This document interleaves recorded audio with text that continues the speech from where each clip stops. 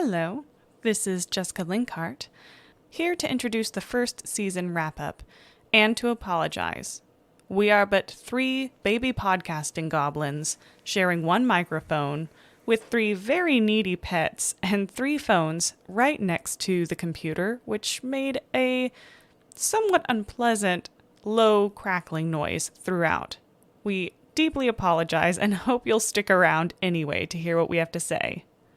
Thank you, and I guess we'll go ahead and get started here with...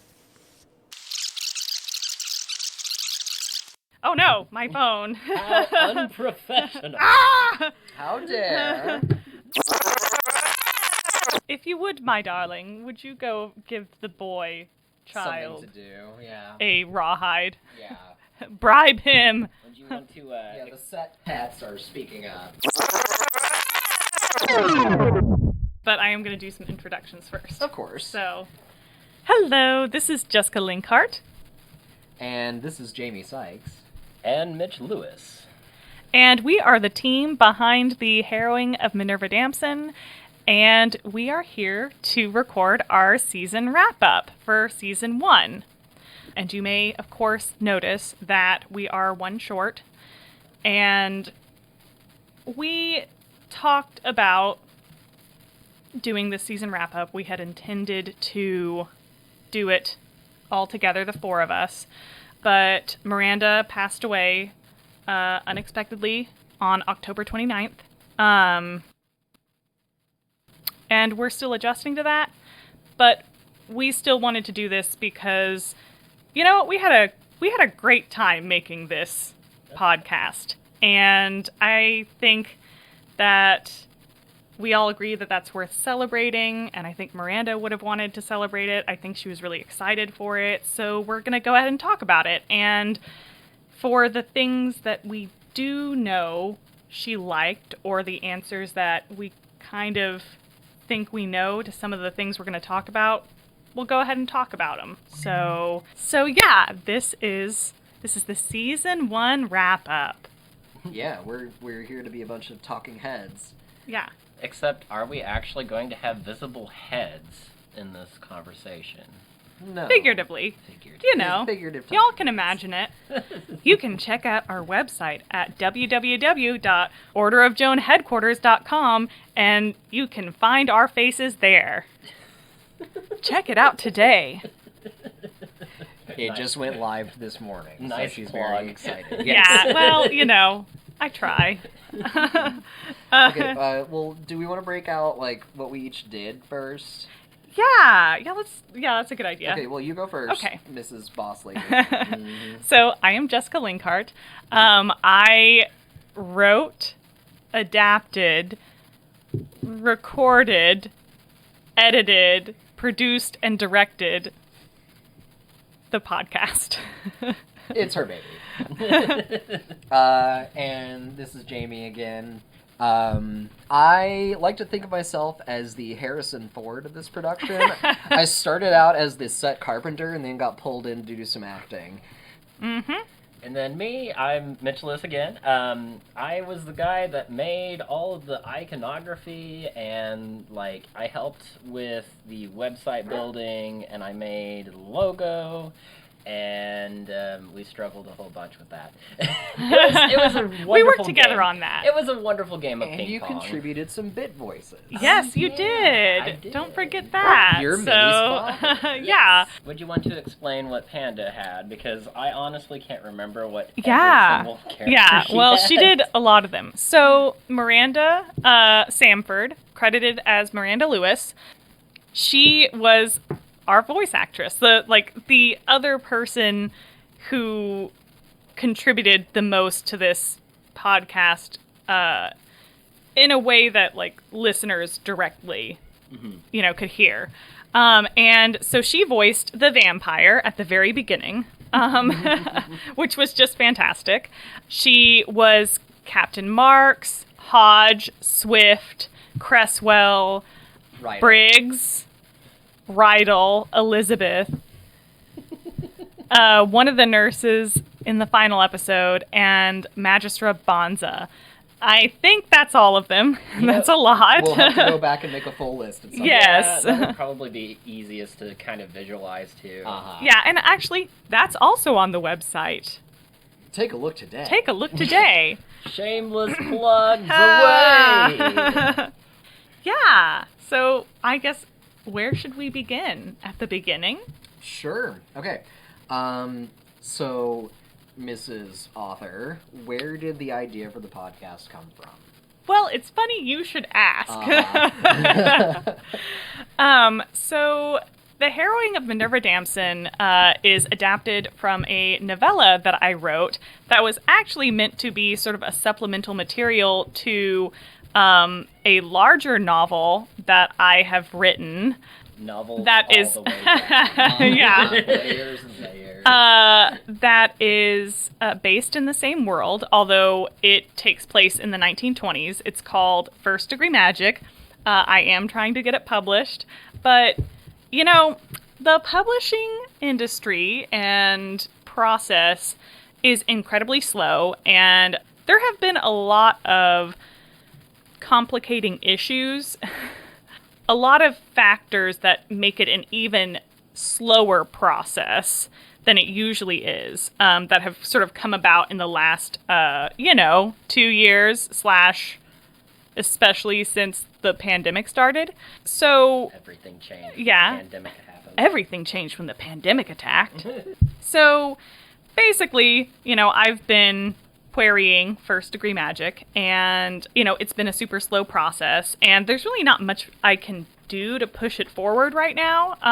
And so that was just kind of driving me nuts. And one day, Jamie and I went out to get some drinks, and I was feeling sorry for myself. And, and he was like, maybe you have that novella, right? And I was like, yeah. And he was like, and, you have some recording equipment, right? And I was like, yeah.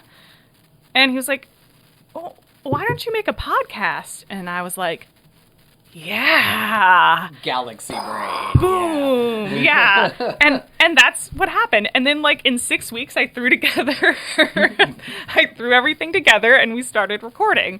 So I suppose that's the short version of how this sort of began. And then we sort of started pulling other people in. I enlisted Jamie to make the sound booth, which we call the Goblin booth. I was then hey, Mitch, you're a graphic designer, and I know you, and we're friends. What? Can you give me a hand with some of this stuff? And then I was talking with Mitch and Miranda one day about I didn't really intend to, when I wrote this novella, I didn't think I'd be using my mouth parts to make accents. And I was really worried about my British accents. And then I was like, hey, Miranda, you've always wanted to do voice work, right? How's your British accent? And she just fell into it. gave me 5 different accents. So Hold on. Whoa. Oh boy, baby. So fun fact about Miranda's talents.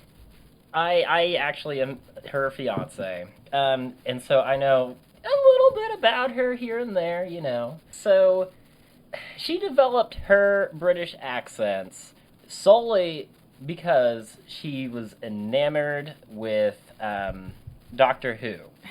Especially the runs with David Tennant and Matt Smith. That was the other one. And so she, would spend hours and hours and hours a day watching Doctor Who, and then eventually it just came naturally to her. Yeah. And, I guess from Doctor Who, she got into other BBC shows, too. Mm-hmm. So, yeah, she just immediately dropped into these accents, and I was like, "Hey, you're hired." And I was like, "Can you start next week?" She's like, "Yes, I would." Can, yeah. So I think that's kind of how we pulled this little motley crew together. Ragtag crew of Yeah. friends and allies across the world. Yeah. Well, it also helps that we've all known each other for God knows how long at this point. Well, let's see here. We met in 2012? Yeah. No, 2008. Mitch and Jamie have known yeah, each other yeah. since we've known each other forever. college. But, and I've known Jamie and Mitch since 2012. And Miranda joined our little crew in 2005. I think it was 2017 because we were still in that shitty old apartment we used to. Yeah. We shortly thereafter started our D&D campaign together. Yes. So, which is where we first discovered Miranda's voice acting and talent. amazing talent and just stunning, shining personality. She just melded into her character so well that we're like, oh God. Yeah. What is this beast that you have unlocked? I was the DM for this campaign, and her character that she brought to the table was a 7-foot-tall, muscle-bound, naked shark man. And somehow she managed to embody that perfectly. So she was definitely the most memeable character of that campaign. Oh God, yeah. Okay, such quotes as, I can't punch space! And I'm not naked, I'm wearing a tie. Yes. So we've been, together and friends and doing kind of creative things together for quite a while, but I think this was kind of the first project that the four of us got together and started kind of working on in earnest. And, it was a lot of fun. So I guess, okay, I'm looking, I have these, questions that's, lest anybody think I'm actually, very organized. I'm definitely not. Yes. It's, I've got some questions that I just kind of wrote down on a scrap of paper, so... it's a calendar. At least it has organizational lines and stuff. Yeah, like that. it gives the semblance of being organized, which is... Well, she also wrote in cursive, really, really nice cursive. I can Oh, actually thank you. read this stuff. Wow, thanks. Yeah, so, I try to be organized. It's usually just the thin veneer, the aesthetics of being organized. It's really just chaos barely contained. Speaking as husband, that's accurate. Yeah. So, this is a good one. Favorite parts about making the podcast? Honestly, just getting to listen to the finished product. I was consistently surprised with how good it turned out. So it was fun to just hear what came out. Yeah, it just kind of makes me think of, I don't know that much about podcasting, actually. And I listen to a few podcasts and sporadically. But after Jamie suggested making a podcast, the next day Jamie went to work, I was at home, and I just, recorded on this really cheap-ass, $20 Amazon microphone. Which sounded like a $20 Amazon Yeah, microphone. It sounded like it. The first 10 minutes of the first episode, and I just kind of played around on Audacity, because I had that for other reasons. Hashtag not sponsored. Yeah, not sponsored, but... Not sponsored by anyone yet. No, but if you want to sponsor us, please get in touch. There's a go contact to form. www.orderofjoanheadquarters.com and get a hold of us. Yeah, and I just sort of threw something together and let Jamie listen to it because he listens to way more podcasts than I do, and he was just like, "Wow, babe, it's kind of rough, but this is actually really good." So I was like, "Really?" And I guess my favorite part, it was rigorous, but putting together all the sound effects and sound cues and kind of bringing the environment to life, that was really, really satisfying. Anyway, what about you, Mitch? So my favorite moment was I was over here. I hadn't honestly partook too terribly much with the voice acting. And I was just sitting here, just on the sofa, just minding my own business, listening to Jess and Panda just, go at it in the booth. And then they came out, and they're like, listen to this! And, that instant, it was a small snippet of episode 1. And, whenever the vampire came into, I guess, fruition, Panda just exclaimed, "Yes! I sound so spoopy!"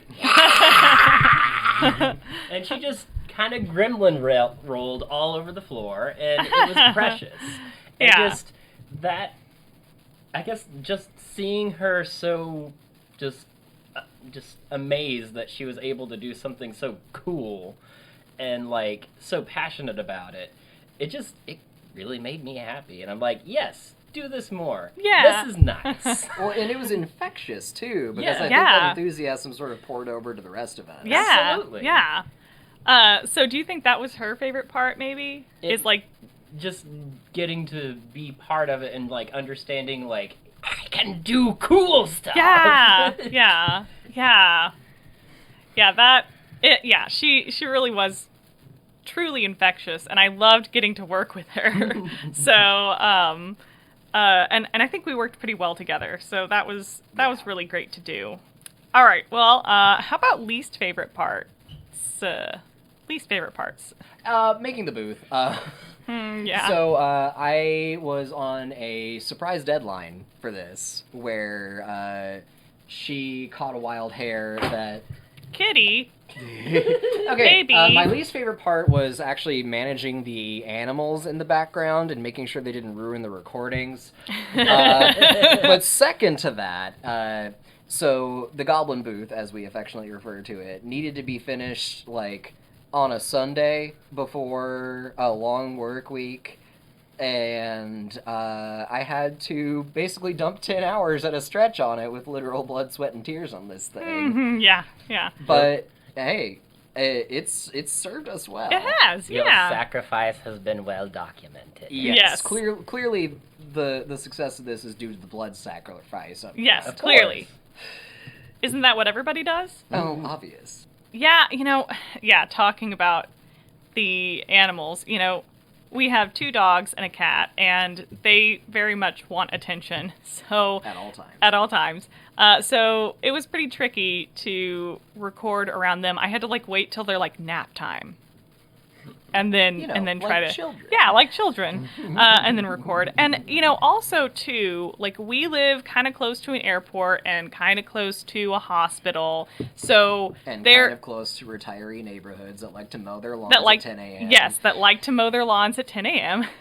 So it was also just kind of this moving target of all of these noises that I had to kind of try to record around and not get into the actual recording. So, but I'm trying to think if there's another least favorite part of the process. And I don't know, I guess for me, maybe it was just I both loved and hated recording the main narration, because I'm a bit of a perfectionist. I really had to let that go. And I ended up having to record a lot of these episodes 2 or 3 or even 4 times, and then kind of go between all the recordings and try to harvest the things that I liked best. And that was really, really time consuming. And also trying to fit the voiced parts in, and if I changed anything upstream or downstream, having to readjust all the timings. I'm sure there's a way around that, but I haven't figured it out yet. I am just kind of I'm just kind of learning as I go. So I think that was probably the most frustrating part for me. But yeah, so that's me. So mind you, I did the artwork and all that good junk, but still, I'm going to keep on theme here, and I'm going to complain about the Goblin booth. I only had just a few lines. However, there is no airflow in this Goblin booth at all. It is cramped. It is just. I had one day to design it. Yeah. In Jamie's defense, he had one day. I mean, that's not your fault, the fact that there's no airflow in it. Well, and it also had to fit in this tiny little nook area that's like basically as wide as my desk. So there was no airflow. There was like no space. I was in the booth whenever anybody else came in to record too, and it became very cramped, very fast, and Very everybody's warm. very warm, and yeah. We still only have one microphone, by the way, so We're so still we're very we're all cozy. like crouched around it right now, and just lest anybody be misled, we are we have pretty bare Modest bones resources. equipment. So yeah, it just picture us, the three of us, sitting at a dining room table, all just sort of hunched in around this microphone, the one microphone we have. To rule them all. Yeah. We are very good friends. Yes, yeah. So personal space is not really a thing right now. We but- can't afford it. No, we can't afford it. Not yet. But hopefully at some point. Support us on Patreon. Yeah, so, yes, please. And if you are a member of our Patreon, we will also list you on our website. It's cool. Go check it out. I made the icons. Yeah. So, okay, most challenging part, typically, like, I mean, most people don't like group work, right? And there's a reason for that because, in school, a lot of the time there's, like, people who just kind of, like, don't do their part. So for a very, very long time, I've been pretty much just, like, if I have a project I want to work on, I kind of just do it by myself. But this project actually provided the opportunity for me to work with other people and people that I trusted and could depend upon.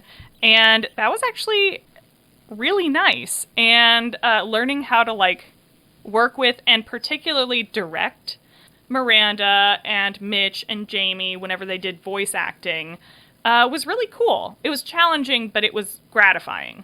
Yeah, I had the pleasure of having her say, not as hammy.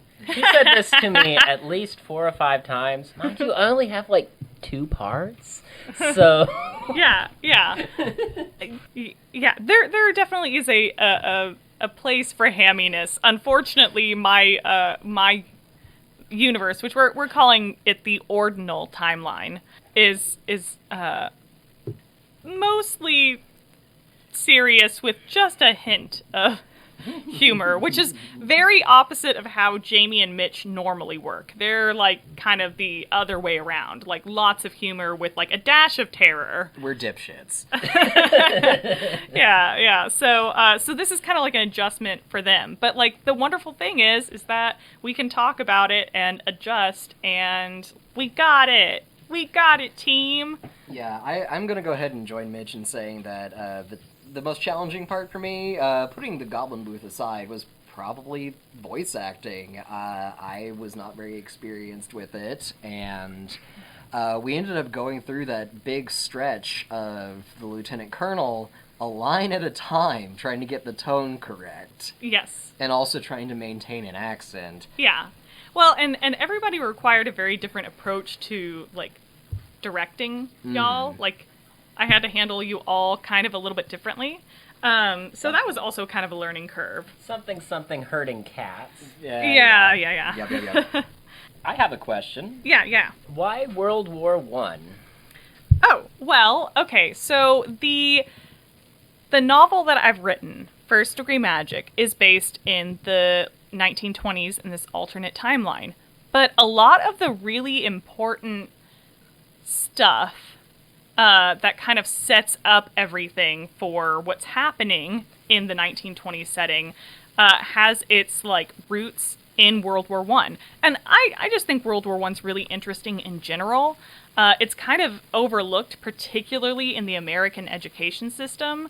It's mostly just like, you gotta know a little bit about World War I so we can get on to talking about World War II. But World War I is a really interesting part of history. It is sort of like the Civil War began the shift to modern warfare, and World War I was kind of where that shift solidified. Just fully getting away from like cavalry and swords and like old kinds of warfare and But those are still there. They were still there in World War I, but that's kind of where they ended.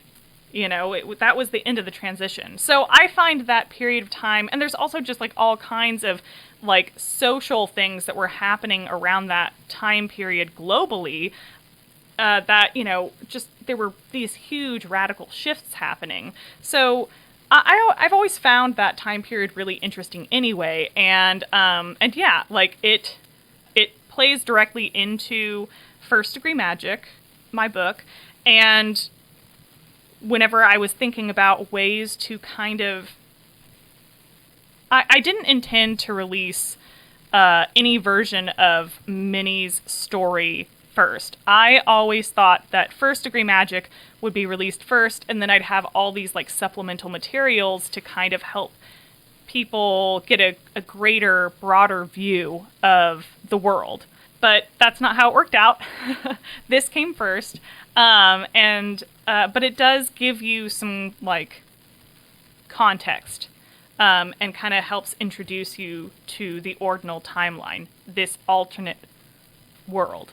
So yeah, that was kind of a long-winded way of explaining that. Does that kind of answer your question, do you think? Of okay. course. Well, Yeah. And I feel like it bears saying that, like, we saw 1917 in theaters. And I think that really opened our eyes to kind of the storytelling potential of the trenches. Yeah, well, it's interesting because I started writing First Degree Magic in Oh no, this is specifically for Minnie's part. yeah, in late 2018, early 2019. But Pardon the horrible dog sound. yeah, the dogs are rioting. They're upset that we're not giving them attention. Mortal dog bat! Mortal dog bat. But like, Thump, thump, thump, thump. so I was already thinking a lot about World War I, but yes, between seeing 1917 and a few other things, I had already kind of started thinking about writing a story centered around a character called Minnie Damson, and I knew it would be in World War I. But 1917 kind of, you know, got the old noggin working, and yeah, produced what is now the first season of The Harrowing of Minerva Damson, which, when it was a novella, was titled Night of the Unquiet Dead. But like, you know, like a knight with a shield, a sword and shield, that kind of knight, a chivalric knight. It's a play on words. It's a pun. But I think that's actually a great transition to one of our other questions of Night of the Unquiet Dead is season 1. What's next? Well, I have a second... well, actually, I have like 3 or 4 more novellas sort of like plotted out in my mind. And so the second season will kind of begin this larger arc. The season 1 kind of is its own sort of self-contained arc. But seasons 2 through, you know, whatever, like 5 or whatever, they're going to have like sort of mini arcs of their own, but they're all going to kind of follow Minnie as she searches for the beast of Gévaudan. I mean, that's kind of where we're going next, I guess. Who was your favorite character and why? Well, I think the creatrix here should probably answer first. Well, as I wrote them all, so, you know, I like all of them for different reasons, but I think Pick that your favorite child. other than Minnie, who is sort of like the main character, I kind of think that my favorite character is Swift. I don't know. He's just like, he's so solid. He's such a good guy. You know, he's just like, I don't know. He's there. I know for a fact that Swift was Panda's favorite. Yes. Absolutely. Yes. 100%. Swift was Panda's favorite, and she dialed in on him immediately. And she also really liked Briggs, too. He was another one that just kind of like, you know, she didn't even have to like really search for the character. It just kind of came out. So Swift probably is my favorite. So mine would probably... I don't know his name because I can't remember names worth to save my life. But the Scotsman. Rydell, yeah. Rydell. Mm-hmm. Absolutely loved Rydell. He was only in there for, 2 episodes? Yeah, like, but he, barely 2. For me, he stole the show. Mostly because I really enjoy the fact of, imagining Panda in a kilt. And just going to town on people. I think that is by far the coolest thing I could ever imagine. Yeah. Well, and I think we can all recognize that Rydell brings some serious DILF energy to the table. I'm just saying. I mean, yeah, I suppose, yes. Well, who is your favorite, Ben? Okay, well, I honestly really like the cat. Oh. Just because I have some foreknowledge of the cat, but yeah. Even just standing on its own, just that weaving through the season has been a lot of fun to watch, but I always have a soft spot for crazy old magic ladies. So I knew you were going to say that. No, I knew Elizabeth. Elizabeth is probably my favorite. Yeah. Well, okay, actually, I want to, also add, I really love the vampire. Like, the vampire is, obviously just totally and completely evil. But just so much fun. Someone you love to hate. Yeah, he was fun to write. He was fun to, to kind of, help Miranda find, and bring to life. Well, and it's really what made episode 1 kind of its own self-contained story. Yes. You could just listen to episode 1 of this, and it's a completely told story. Keep listening, though. Yes, yeah, please do. But episode 1 is probably still, in many ways, my favorite one, because it is so, it's self-contained. And honestly, okay, guys, full disclosure, I'm not good at writing short stuff. I'm not good at writing short fiction. Novellas are kind of a new territory for me. Most of the other stuff that I write is pretty thick. I wouldn't say necessarily a doorstop, but it is definitely longer than what is conventionally in the conventional word count limits of the genre that I'm working in. So the fact that episode 1 works so well as its own self-contained little story arc is just whoa, a triumph for me. I've never done that before. Well, would you say that that's what surprised you most about putting this all together, or? Yeah. Maybe. Well, I mean, because that, I don't know if I count that in the podcast stuff, because I was that's more I was surprised about that with the novella, on the novella side. On the podcast side, what surprised me most was, A, how much I enjoyed it, and B, how much I found kind of intuitive. I thought that it would be a lot harder to figure out how to do all the things that needed to be done to make this into a show. But it all just kind of came together, and whenever I started fiddling with things, I just kind of figured things out really fast, and I wasn't expecting that, and I was very pleasantly surprised by it. So, yeah. And also how, y'all just, threw your weight in behind me, and you were oh, you want to do this? Okay, we're doing it. And I was thanks, guys. Go. Yeah. So, what about you, Mitch? What surprised you most? Well, I think what surprised me most was the fact that it's actually out, and it's out. It's there. It exists. It's a thing. It's real. It's real. People we don't know listen to it. It's real. It's a real thing. We produce something, and it's content. You made this. We made this. Yeah. And it's just wow. Oh my God, we did it. We did it, guys. What about you, babe?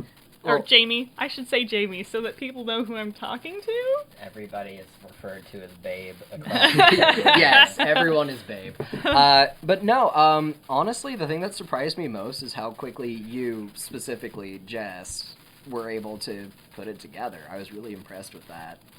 because previously, like, you had done some recording, making, like, an audiobook version of your novel. Yeah, I did that so that Mitch, who doesn't have a lot of time to, like, sit down and read things, could listen to my manuscript. See, what she actually isn't really saying is the fact that I read at the very, very slow speed at a mighty glacier. It will take me months and months and months, maybe even a year, to read a novel, and I appreciate every effort that you gave me to get through your stuff. But honestly, that was really the only experience she had in an audio medium, and when she showed me the outline of episode 1, I was just like, where did this come from? So, like, I was already fully behind the idea of making this into a podcast, but that's what made me really think, like, this could really be something. A podcast made essentially like Athena, sprung forth from her head. Fully Oh, formed. wow. That's super cool. I like that. Well, you like ladies with swords, so. I do. Yeah. I do. I made a whole universe About ladies about with ladies swords. with swords. Okay, so I think this is a good time to talk about lessons for next season. Yes. Uh, You start us off. so, okay. Obviously, I just kind of ended up, I had all these different parts laying around, and I just threw them together, and we ended up with a whole season of a podcast. But I need to be more organized going forward from here, and I'd like to be a little bit further ahead of schedule. I think that I have a better sense for how to edit things and how to do it quickly. And God, I know there's something else that I'm not thinking of that I knew was like, oh, I need to remember this for next season, but head empty. See, she keeps bringing up this whole notion that she's unorganized. You guys aren't actually privy to her Monday page. It is ridiculous. Well, I'm trying. I'm really trying to impose order on sheer chaos. But yeah, I mean... Also not sponsored. Yes, yeah. But yeah, I think that I would just like to be a little more organized and to have a little bit more lead time and to kind of realize what my limits are, because I also do get into a hyper focus state where I will just work for hours and hours and hours, and I do not have any ergonomical equipment, so I just freaking wreck my back and forget all of my needs. And I need to, I think, kind of in the next season, hopefully, like, meter out my energy and my efforts more, so I don't just, like, wreck myself and burn out. So, yeah. Pacing, yes. And what about you guys? Lessons for next season. Lessons for next season.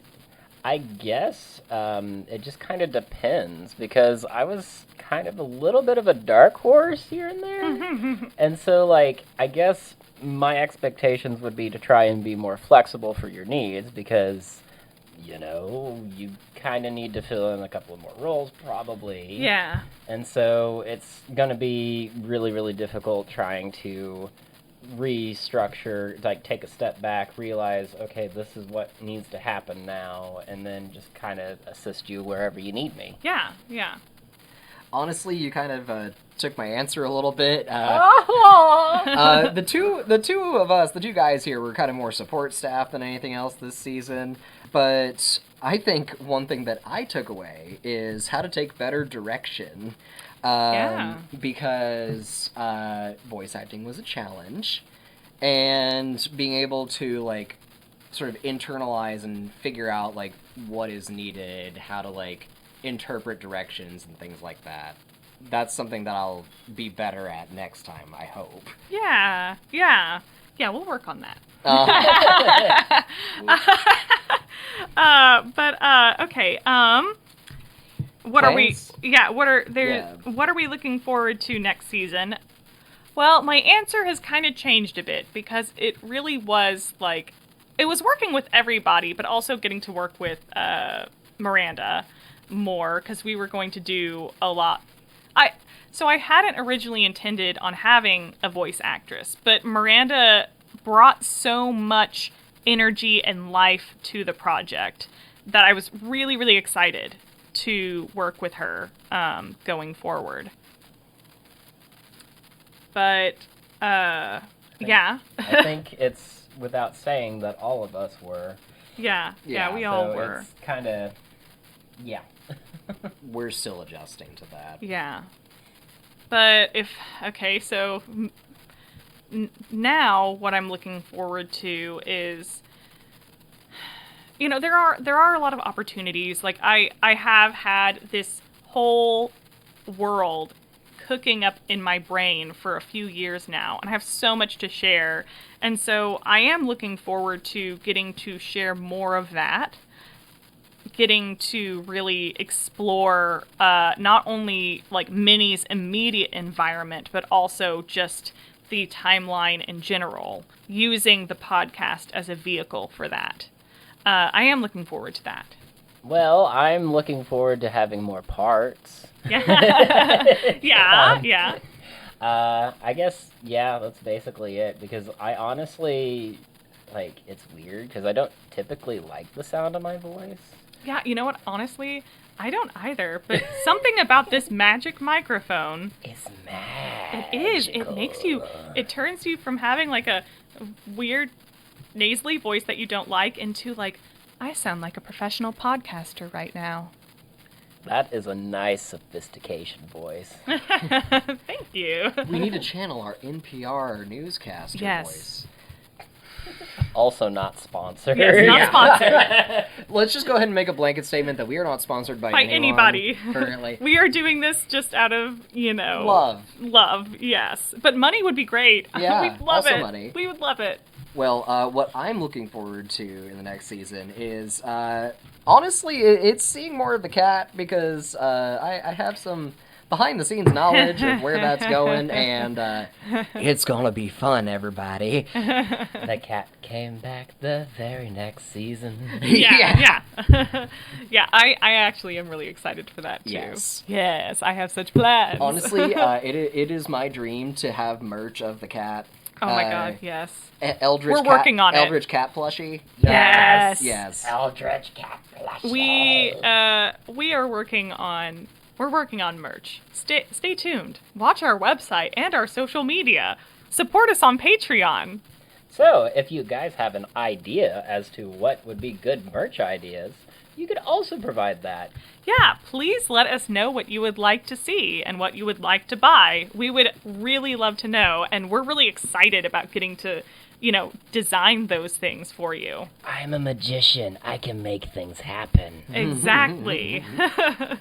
Okay, I think we have 2 more things. All right, so, our plans for our off-season. I have a lot. I'm hoping I can keep up, but I'm going to be putting a lot of stuff on.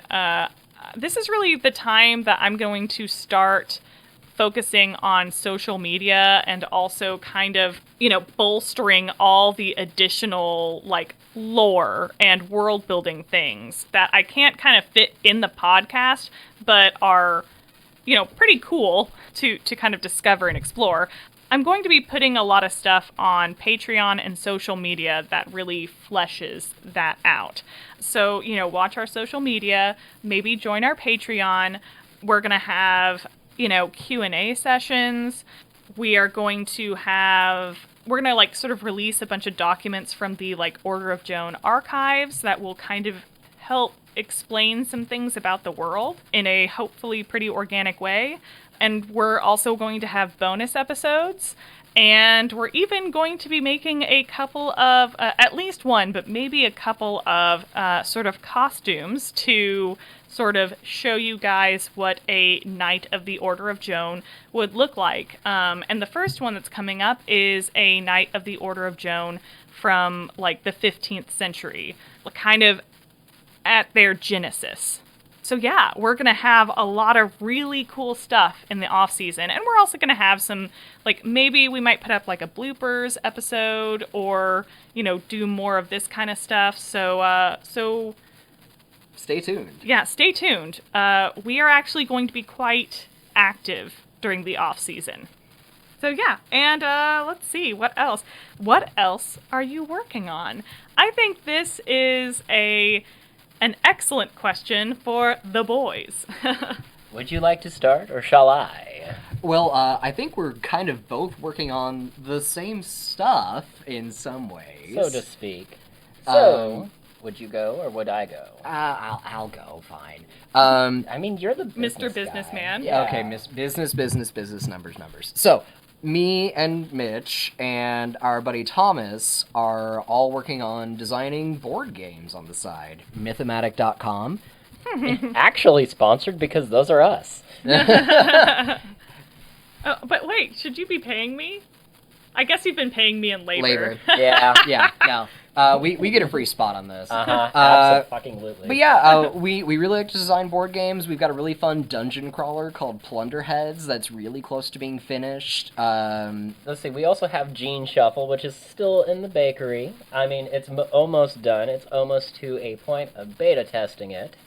And then we have Forest Fellers, which is this really cute little game that Mitch farted out in like a day that is essentially in a finished state already. Yeah, it was a wonderful day trying to gather that thing up.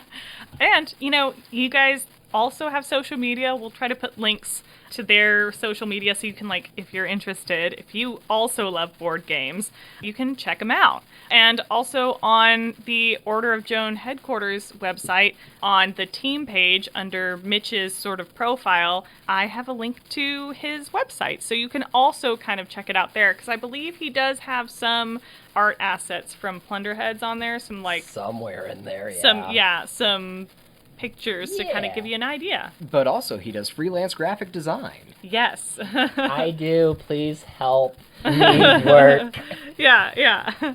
So, and I guess, for me, what else am I working on? In addition to the podcast and the off-season stuff, I'm continuing to work on my series, and I am continuing to query my book. And, if you are an agent and you're out there listening, please do, reach out if you are interested in kind of seeing what that's about. And and I'm going to continue working on kind of all those related things. We've kind of come to the end of the written down questions. Yeah, I think that's kind of it. Do you guys have any other closing thoughts, or? Not terribly. This was fun. It was it was honestly a joy to watch this all come together. Yeah. Just weird, crazy chaos turning into this pillar. Actual thing. Of awesome thing. Yeah. A thing that's real and out in the world for you. So, if ever you come across some questions that you might have for any of us, be sure to... be sure to reach out on our social media, any of our social media platforms, or on our website. We would love to hear your questions. Genuinely, truly, please, get in contact with us. Yeah. Just don't ask me about world building. No, ask me about world building. Oh my God, please. She'll keep you busy. Yeah. And like I said, we are hoping to do some pre-recorded monthly AMAs. So if you send me your questions, I will compile them and we'll get together and we will answer those questions and send them back out into the world for you. Just how plushy is the cat? Oh. Yet to be determined. Excellent question. But yeah, thank you for listening. We are so excited to be able to put this out into the world and to, put this out there for you. And we're just really honestly humbled and honored to have listeners. So a huge thank you. And we hope you stick around for the off-season content. We hope you come back around for season 2. And we would love to get to know you. Getting to know you. Getting to know all about you. Number by Mitch Lewis. That'll also be on... Oh yeah. If you want more of that, we can make a whole episode for our bonus Wait, are we gonna do bonus mixtape? episode. Mixtape. Mixtape.